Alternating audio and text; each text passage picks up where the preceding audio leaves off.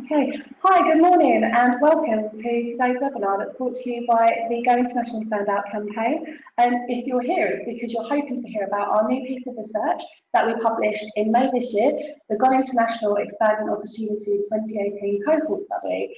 And this is a really exciting piece of research. We've done it annually for the last 4 years, and today myself and my colleague Dan are going to talk you through some of the key findings from this research.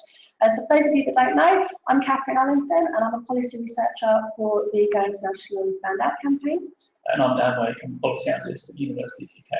Okay, so we'll get cracking. This is just to give you a rough idea about what you can expect today. This is our agenda. So I'm going to do a very brief outline of the Standout campaign, just so that you guys know what we've been doing and what we're trying to achieve through this piece of work. I'm then going to hand over to Dan, who is going to talk about the major findings from this piece of research that we've just published. And then I'll bring us back to talk about some of the other research that we've done and some other resources that we have made available for colleagues to use. And then we've got some time set aside for Q&A. In terms of questions, please feel free to send these through to us using the software for the webinar. We won't be answering them live. We'll wait until the end to address all questions, but feel free to send them as and when you have questions for us. Okay. So the Go International Standout campaign was launched in November last year, November 2017, and it's the first national campaign that we've had to try to help support the sector reach the sector target of doubling the percentage of students going abroad by 2020. We've seen increases year on year in the number of students that study, work and volunteer abroad whilst enrolled at UK universities, but we'd like to see that number increase to put us more on the playing field with other nations and other countries that are also sending students abroad, and particularly countries in Europe, for example, in Germany, where they have a target of around 30%. So the UK has some way to go if we're going to reach those types of numbers. But we really wanted to have a dedicated campaign to support the UK sector. The campaign works in a number of different ways. We work with universities, stakeholders and key partners. And it's been a really, really exciting 6 months for us. And a key crux of this campaign is to do with producing research and resources that can help universities to make the case for mobility and to actually support their wider activities in institutions. Just to confirm, for those of you that are a little unfamiliar with this area maybe, when we talk about mobility in the UKI, we're talking about 1 week or more mobility where students study, work or volunteer abroad. So it covers a very wide range of activities, everything from volunteer trips and field trips, all the way up to a full year exchange where a student takes exams and studies the curriculum in another country.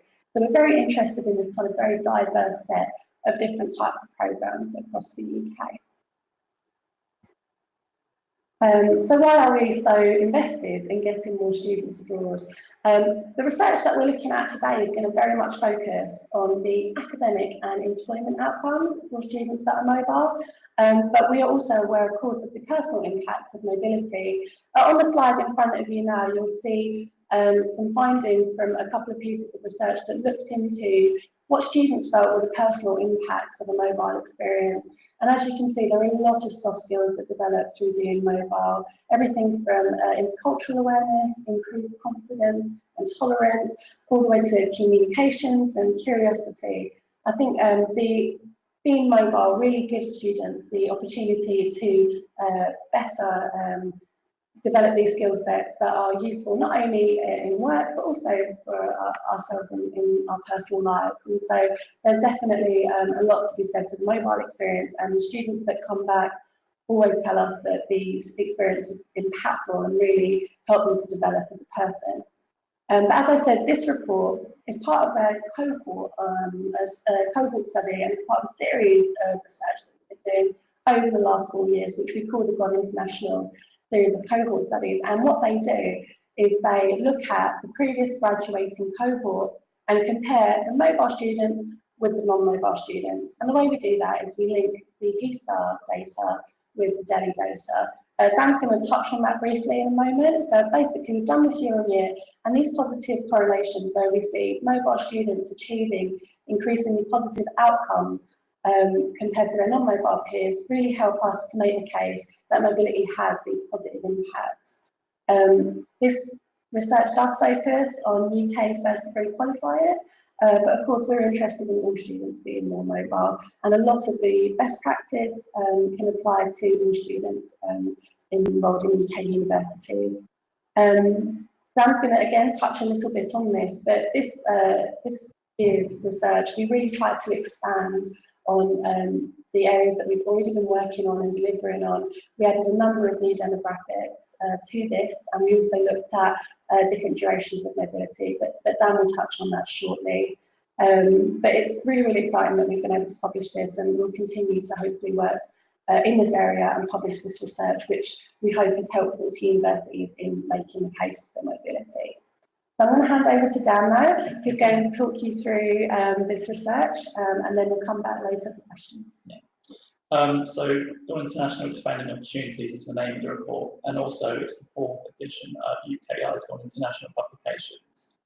It's always a bit of a fun challenge to come up with report titles, but we went with Expanding Opportunities because for the first time we've been able to take a more comprehensive look at students from disadvantaged and underrepresented backgrounds in terms of their participation in outward mobility and also their outcomes after graduating.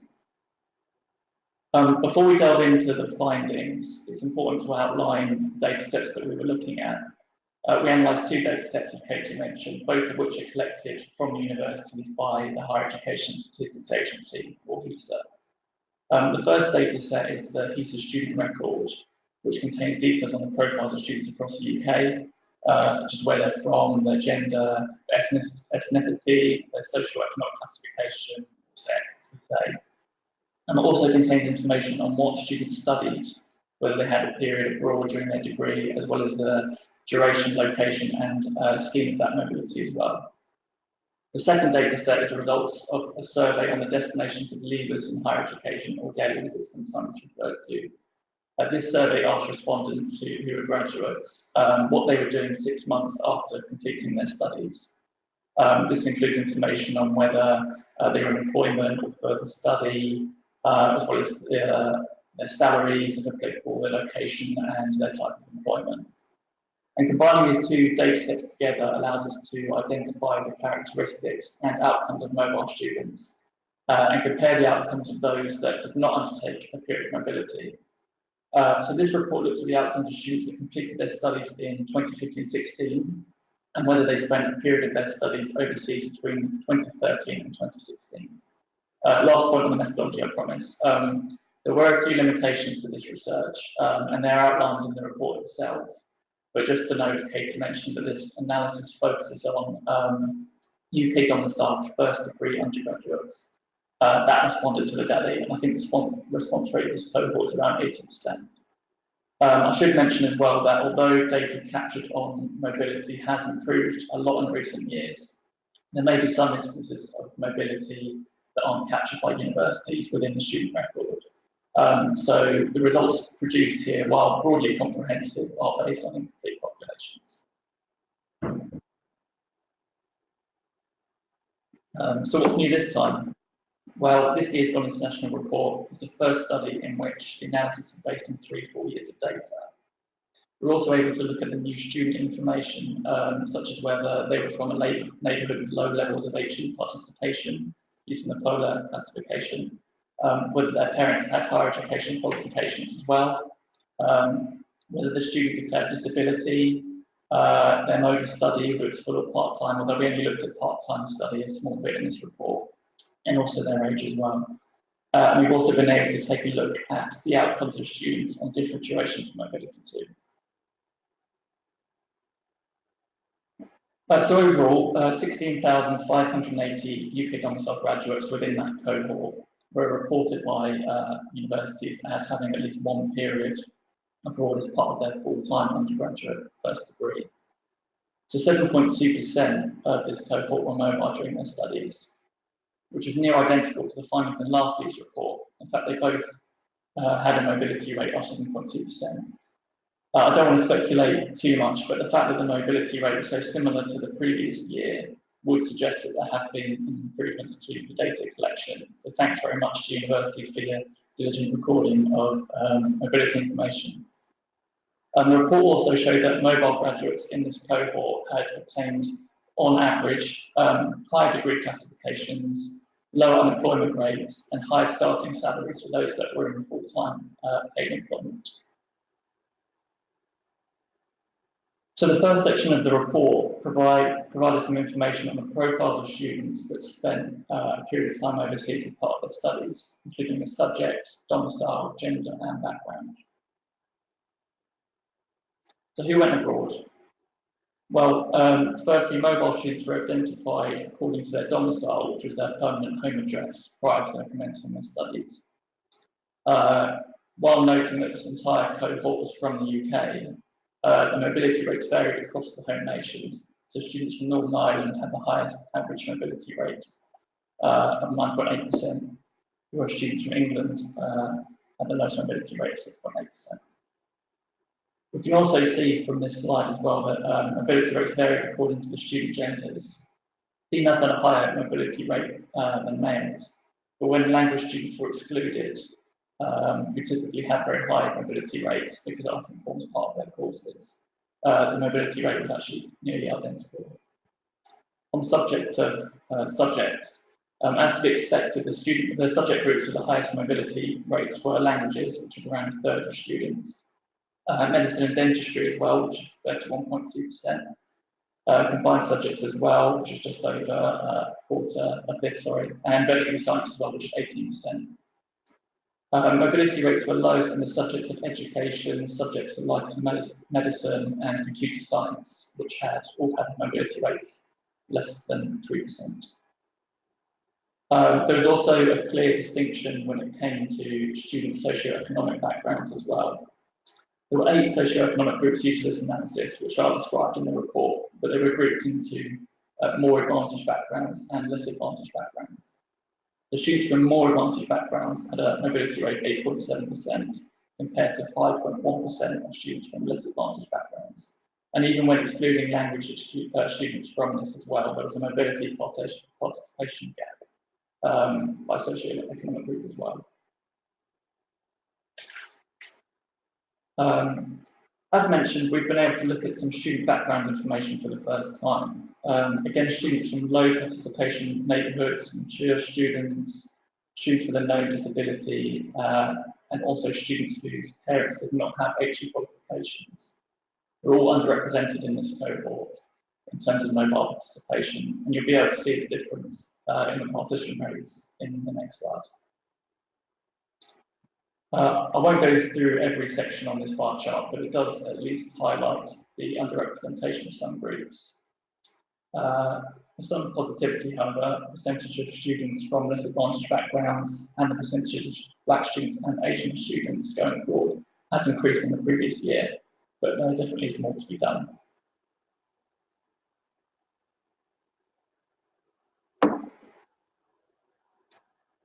Looking at a combination of ethnicity and socioeconomic background, as well as finding that less advantaged students across all ethnicities were less likely to be mobile than their more advantaged counterparts. We found that Black males were less likely to be mobile. This particular chart excludes language students, but this is also the case when language students were included in the population.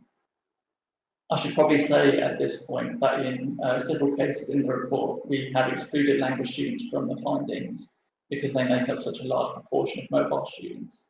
So it can be helpful to see what mobility rates are like without them included. In the next section of the report, we focused on where students went abroad, the mobility scheme, so whether it was Erasmus Plus, provider-led or a sandwich placement, the mobility duration, so how long they spent abroad, and the mobility type, so whether they studied, worked or volunteered. This particular section focuses on instances of mobility rather than student numbers. So for example, if a graduate had gone to France on 3 separate occasions during their studies, this would be included 3 times. So this map outlines the destination region by instances of mobility between 2013-14 and 2015-16. The EU facilitated more than half of all instances across the 3 academic years. And the most popular destination countries in terms of instances were France, which had about 14.5%, Spain, which was 12.4%, United States, which was 12.1%, Germany 7.4%, and Australia, which was 5.4%. About 3/4 of these mobility instances were undertaken for the purpose of study, followed by work placements, which was 22.7%, and also volunteering, which is 2.8%. The slide also shows that the majority of mobility instances between 2013 and 16 were delivered by either provider-led programs or the Erasmus Plus program. But in 2014-15 alone, which was the students' penultimate year of study and when the majority of Erasmus Plus instances take place, the Erasmus Plus program accounted for 53.1% of all instances of mobility. So for the first time in the Gone International reports, we've been able to look in more detail at the duration of mobilities across different student backgrounds. And overall, the majority of mobility instances were for long-term programs of 14 weeks or more. 15.3% were short-term, which means that the mobility lasted for 4 weeks or less. The analysis found that proportionately, students from more disadvantaged and underrepresented groups were more likely to participate in short-term mobility than the sector average. This included 21.5% of mobility instances for B&E students and 17.7% of students from disadvantaged backgrounds. We've seen an increase in the reported instances of short-term mobility since it was introduced as a reportable field in the HESA returns. But it's worth bearing in mind that not all institutions report mobilities lasting 4 weeks or less. The final section of the report looks at the graduate outcomes of mobile students, including their activities, employment types, and salaries where applicable. As mentioned before, all outcomes described in this section relate to the 2015-16 graduate cohort 6 months after completion of their studies, as reported by the Delhi survey. I should note here the difference between correlation and non-causation here.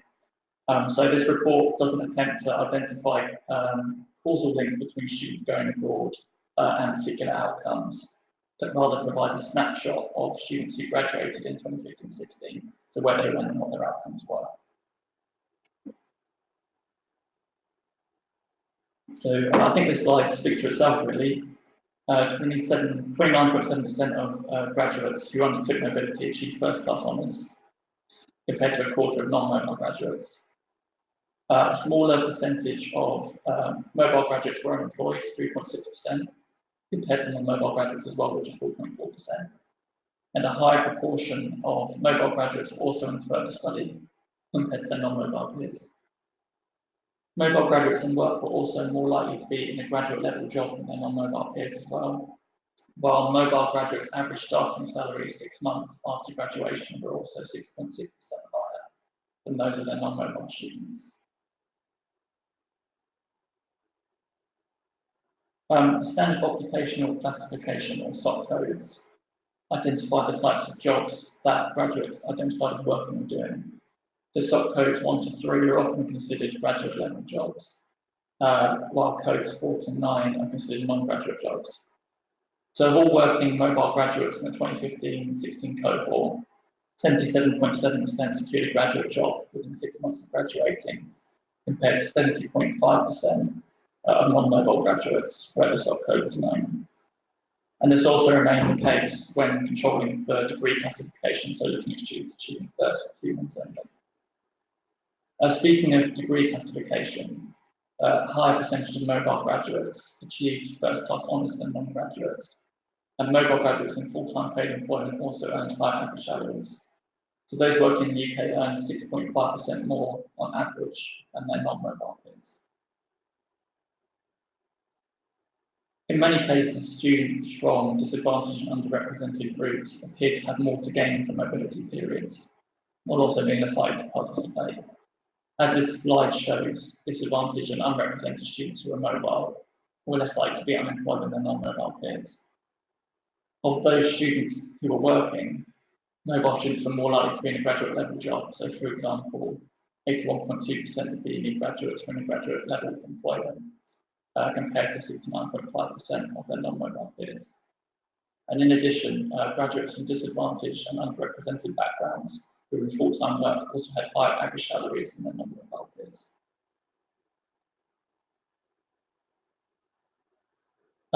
The analysis in this report is the first step taken by the UKI to expand the evidence base in this area, and it's published to show that all mobility, regardless of length, has positive impacts for students. But the number of students undertaking periods of short-term mobility are low here, and so we would encourage listeners or readers of the report not to draw our conclusions from these statistics. With that in mind, students who had a single period of short-term mobility did have better outcomes than their non-mobile peers. They were also less likely to be unemployed, and those in work were more likely to be in a graduate level job than their non-mobile peers.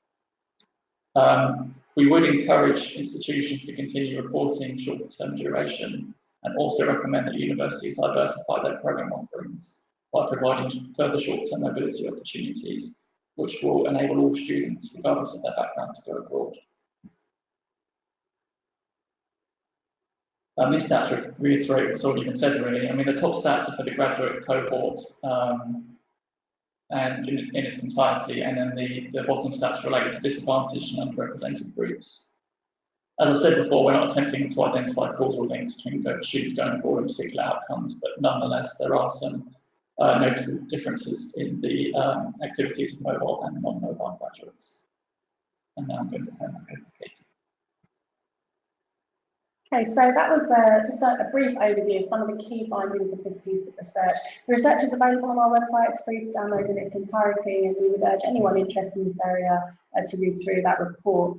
I think what is key for us to take away from this is that numbers are going up, which is a really positive thing for us. More students than ever before went abroad last year, but there's still more that we can do. And I think some of the findings in this report give us insight into what might help. So I think particularly the short-term mobility is a really interesting area of development for the sector, and the report definitely we tried to show that all mobility has impact.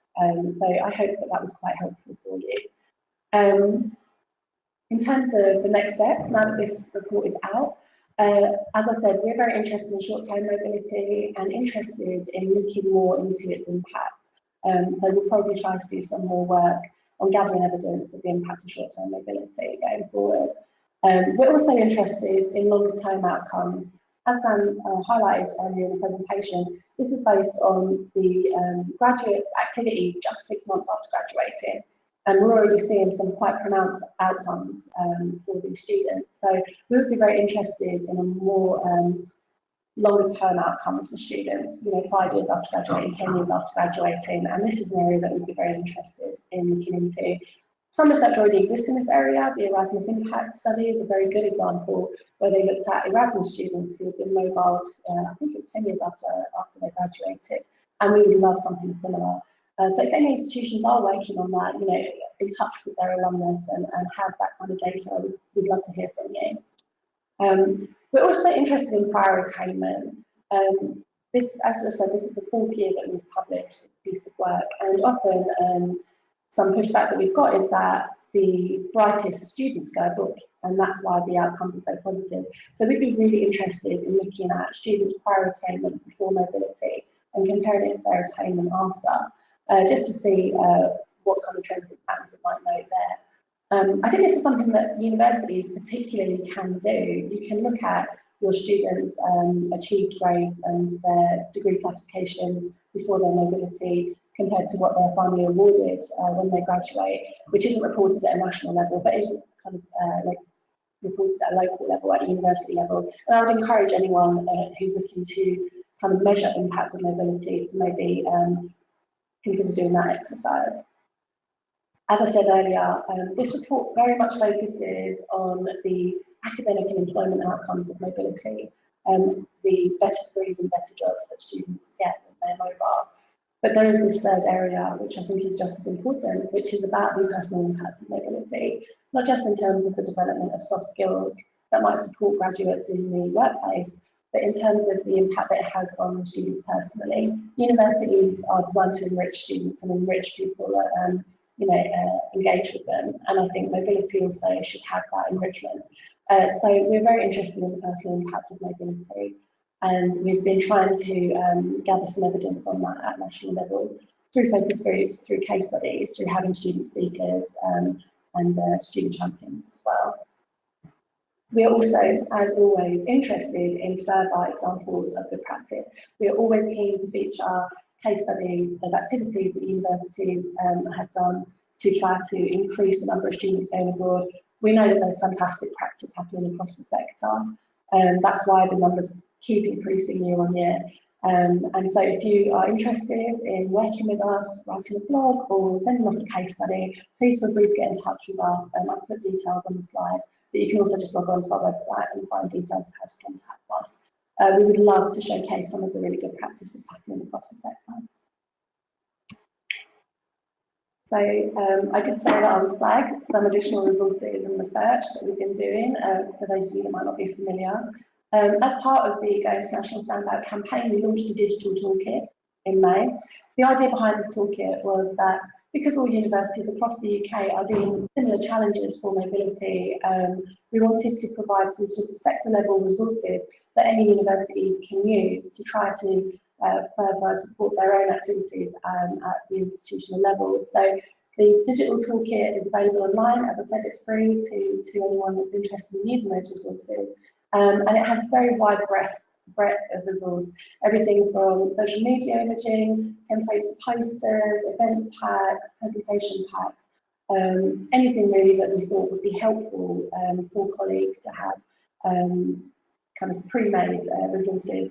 As you can see on this slide, I've also included a number of other resources that we had. A lot of colleagues would ask about, for example, advice on student funding. So we've created with the Student Loans Company a resource that explains at very top level the basic approach to student funding for students that are going abroad. For universities located in England, we have produced a guidance to including outward mobility in access agreements or providing access plans, something like that called. We've also included a resource on how to run your own focus groups, but we're also happy to run focus groups for universities if that would be helpful. But there is a piece of advice on that. And the most recent resource that we published was a guide to establishing an ambassador scheme. Through projects and talking to students and other focus groups, we know that students are keen to speak to other mobile students. They're keen to speak to students like them that have been abroad, that have encountered these challenges.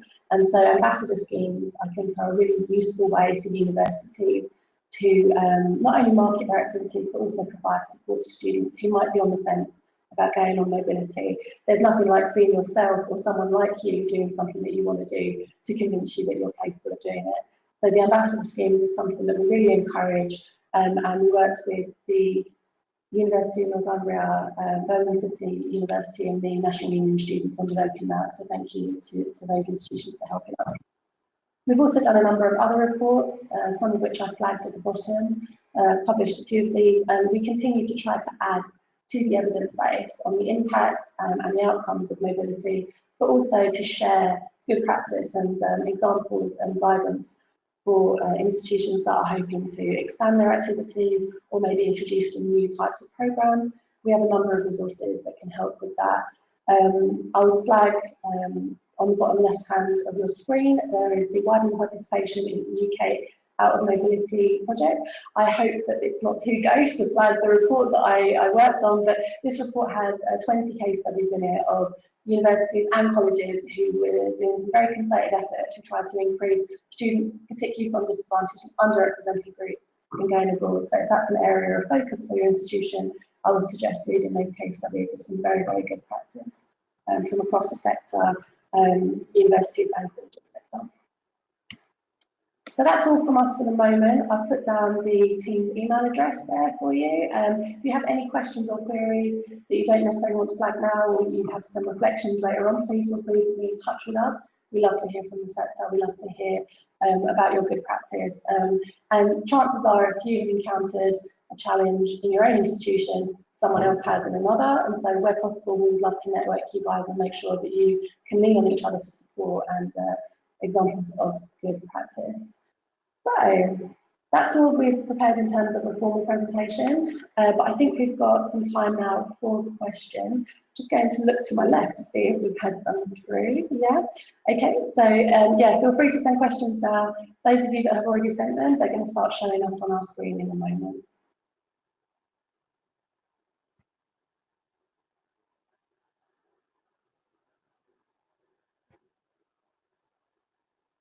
So I love this question, so I'm happy it was asked, which is, can we expand upon the impact of short-term mobility a little more? I think this is a very important question that we need to address actually as a sector. So as Dan noted in his presentation, the increase in short-term mobility that we've seen over the last 3 years is an interesting trend for us.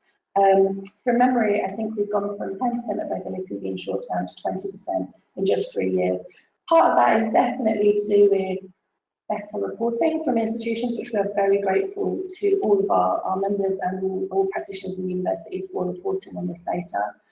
So part of it is that, but we also know that we've seen this increase, and part of that is to do with the introduction of new short-term programs, summer schools, and field trips, and the efforts of universities to internationalise both their curriculum and their kind of extracurricular activities.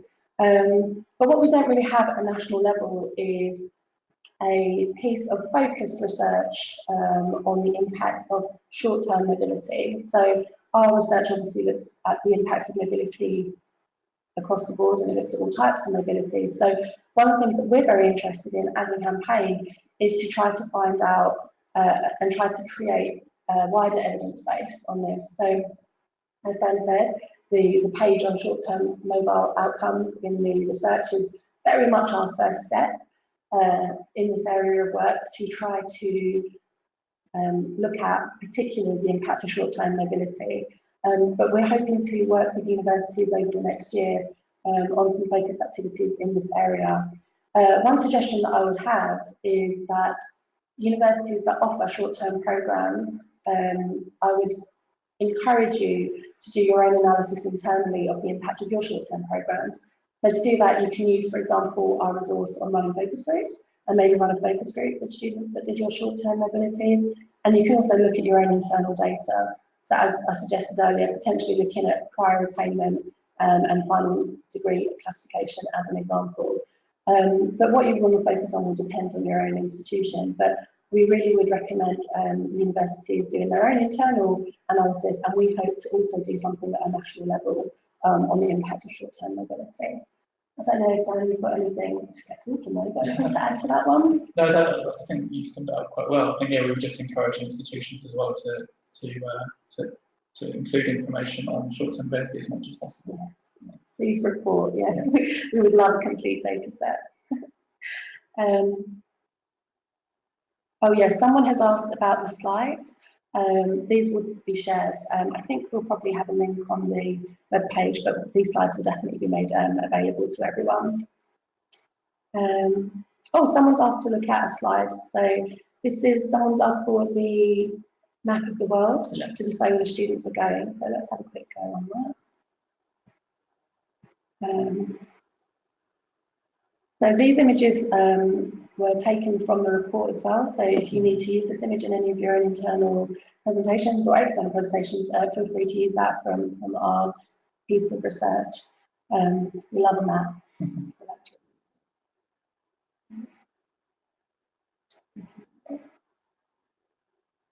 So not a question, a thought.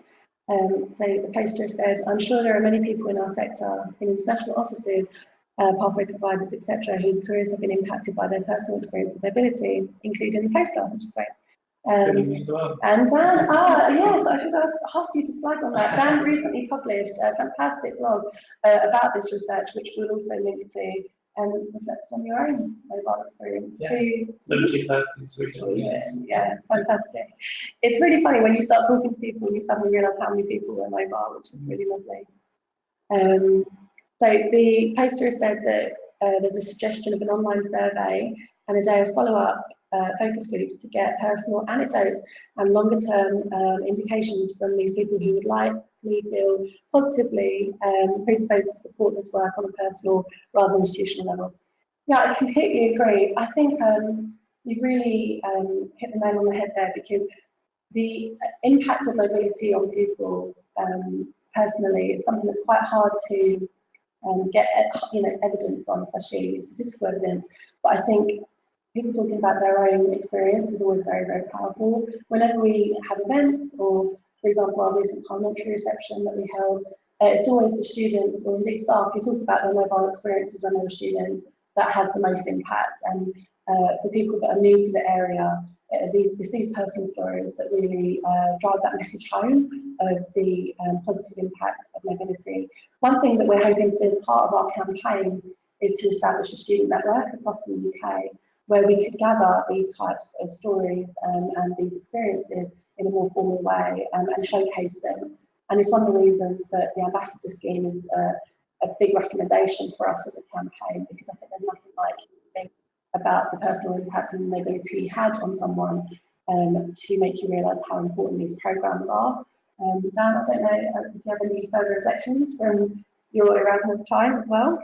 Well, yeah, just to say that, I mean, after going and experiencing it, it's something that I promoted while I was still at university as well. I mean, it was just a fantastic eye-opening experience, not just in terms of seeing another country, but even an academic experience as well.